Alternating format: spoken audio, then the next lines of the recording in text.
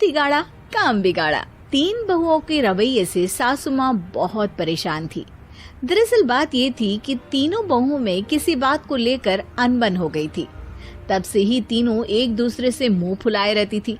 ना कोई सीधे मुंह किसी से बात करती, ना किसी का कहना मानती।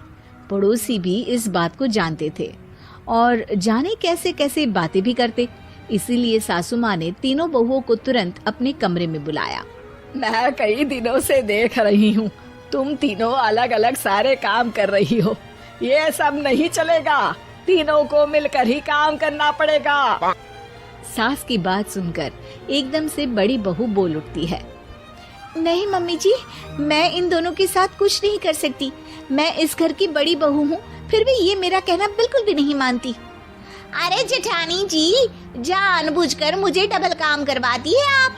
और छोटी मुझसे टेढ़े मुंह ही बात करती है।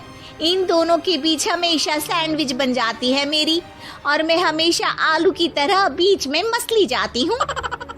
मम्मी जी, इन दोनों को लगता है कि मैं छोटी हूँ तो इनके पैरों तले दब जाऊंगी, लेकिन नहीं, मेरा भी उतना ही अधिकार है जितना इन दोनों का है। बड़ी आई दोनों मेरी चुगली करने के लिए, मुझे क्या कम समझ रखा है।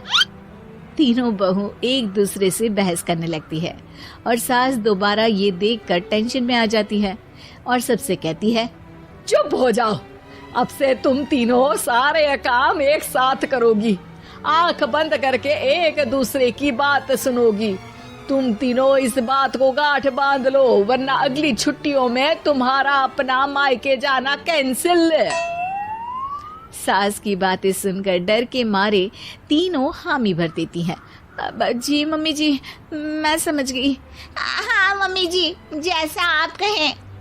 आप जो कहेंगी मैं वही करूंगी।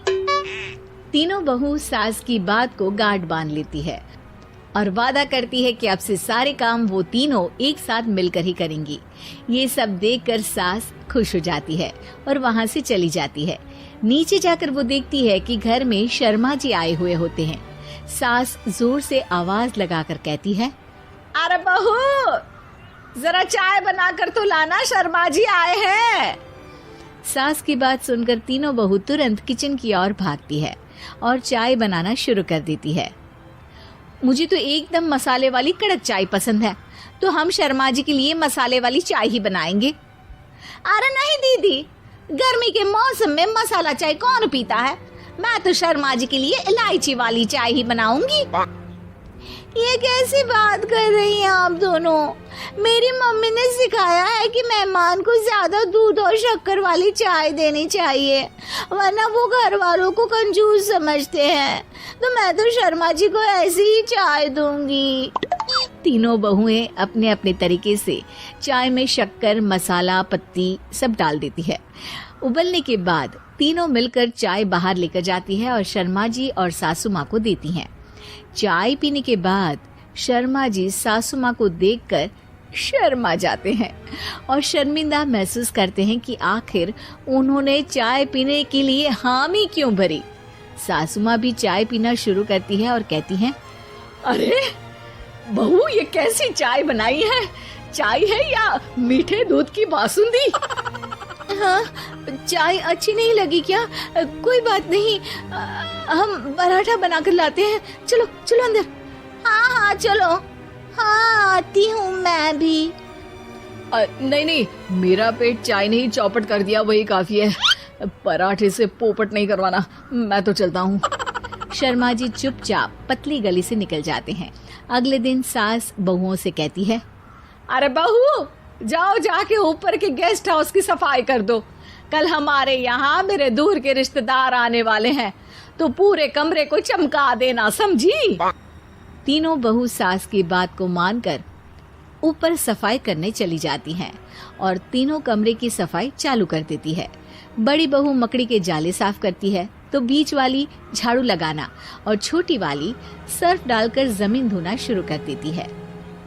अरे दीदी, जेठानी जी, अभी मैंने पूरी फर्श धोई और आप फिर से धूल नीचे गिरा रही हैं।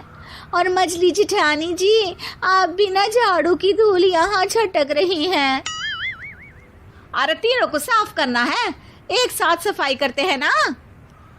अरे वही तो, हम साथ साथ हैं, घर साफ साफ है।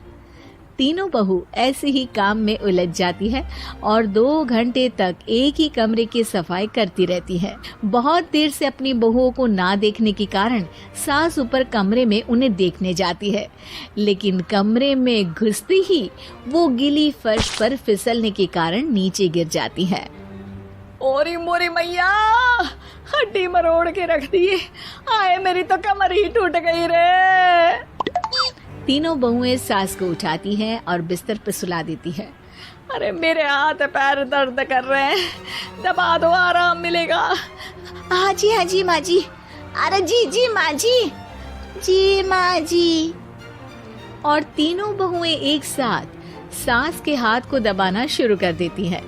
माँ की तो चीख ही निकल जाती है और नतीजा ये होता है कि सास के बचे हुए शरीर में भी दर्द उठ जाता है। हाय राम, ये क्या कर दिया तुम तीनों ने। अरे मेरी तो किस्मत ही फूटी है कि तुम जैसी बहुएं मुझे मिली। हे भगवान, पूरे शरीर में दर्द बढ़ गया है। अब तो पता नहीं कि चल भी पाऊंगी या नहीं। माफ करो, मुझे गलती हो गई मुझसे कि तुम तीनों को एक साथ काम करने के लिए बोला। सोचा था तीनों मिलके अच्छे से काम करेगी, लेकिन बड़े बुजुर्ग सही कहते थे कि 3 तिगाड़ा काम बिगाड़ा। तुम लोगों ने ये बात ना आज साबित करके दिखा दी। तुम तीनों को तो समझाना यानी मानो भैंस के आगे बीन बजाना है। तुम्हें अकेले अकेले काम करना है ना, तो अब से तुम अकेले ही अपना अपना काम करो। तीनों बहुएं वहां से जाने लगती है। अरे कहाँ जा रही हो? आप ही ने तो कहा कि अपना अपना काम करो, तो मुझे मुल्तानी मिट्टी लगानी है। अरे मुझे भी तो नेल पॉलिश लगानी है, मुझे ना मेहंदी लगानी है। सास अपना सर पीट लेती है और कहती है, अरे मुझे भी लगाना है कुछ। क्या माँ जी? क्या माँ जी? क्या माँ जी? तुम्हारे घर वालों को फोन तुम्हारी हरकतें बताने के लिए।